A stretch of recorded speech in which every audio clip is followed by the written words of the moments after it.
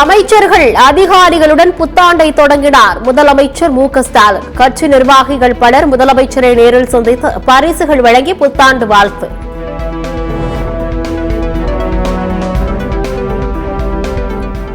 தமிழகத்தில் 13 புதிய நகராட்சிகள் உருவாகிறது. 25 பேரூராட்சிகள், 16 மாநகராட்சிகளை விரிவாக்கம் செய்யவும் அரசாணை வெளியீடு.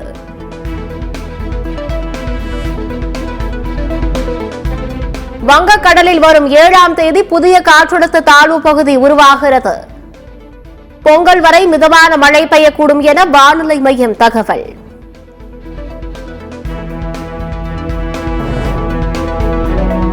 சின்ன வெங்காயம் விலை கிடுகிடு உயர்வு. கிலோ 110 ரூபாய்க்கு விற்கப்படுவதால் இல்லத்தரசிகள் கவலை.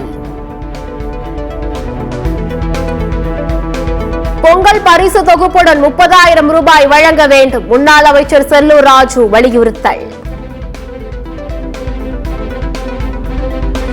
2026 கண்டிப்பாக அதிமுகவின் பொற்கால ஆட்சி அமையும். எதிர்க்கட்சித் தலைவர் எடப்பாடி பழனிசாமி நம்பிக்கை.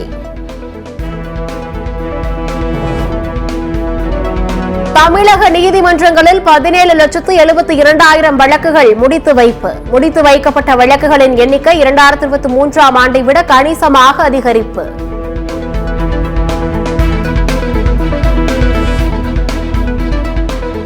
அரசு பள்ளிகளை தனியாருக்கு தாரை வார்க்கும் முயற்சியை தமிழக அரசு கைவிட வேண்டும். சிபிஎம் மாநில செயலாளர் பாலகிருஷ்ணன் வலியுறுத்தல்.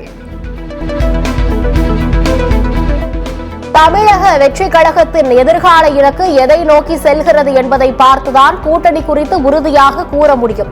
கூட்டணி குறித்து முன்னாள் முதல்வர் ஓ பன்னீர்செல்வம் கருத்து. ராமநாதபுரம் அருகே காட்டு பகுதியில் இயற்கை உபாதை கழிக்க சென்ற பெண்ணை பாலியல் கொடுமை. மதுபோதையில் வெறிச்செயலில் ஈடுபட்ட 4 பேர் கைது.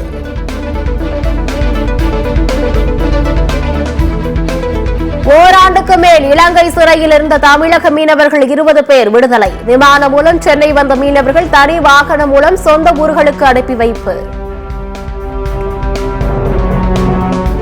புத்தாண்டு கொண்டாட்டங்களையொட்டி சென்னை கிழக்கு கடற்கரை சாலையில் கடும் போக்குவரத்து நெரிசல்.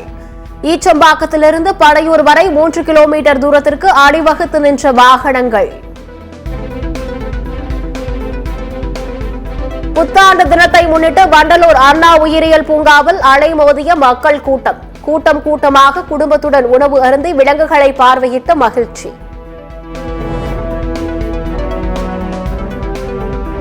குடியாத்தம் அருகே விவசாய நிலத்தில் புகுந்து வாழை மரங்களை சேதப்படுத்திய காட்டு யானைகள். யானைகளின் வருகையை நிரந்தரமாக தடுக்க வேண்டும் என வனத்துறையிடம் விவசாயிகள் கோரிக்கை. மணிப்பூர் மாநிலம் இம்பாலில் உள்ள கடங்பன் கிராமத்தில் குண்டுகளை வீசி பயங்கரவாதிகள் தாக்குதல்.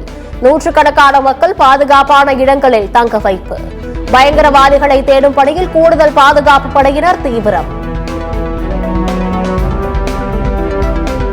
ரஷ்யாவின் Mi-8 ஹெலிகாப்டரை முதல் முறையாக தாக்கி அழித்தது உக்ரைனின் மகுரா V5 கடல்சார் ட்ரோன்.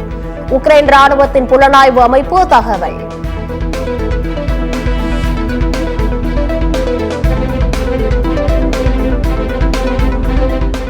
சுவிட்சர்லாந்தில் பொதுவெளியில் முகத்தை மறைக்கும் உடை அணிவதற்கு தடை. பொது வாக்கெடுப்பு நடத்தப்பட்டதை தொடர்ந்து இன்று முதல் சட்டம் அமல்.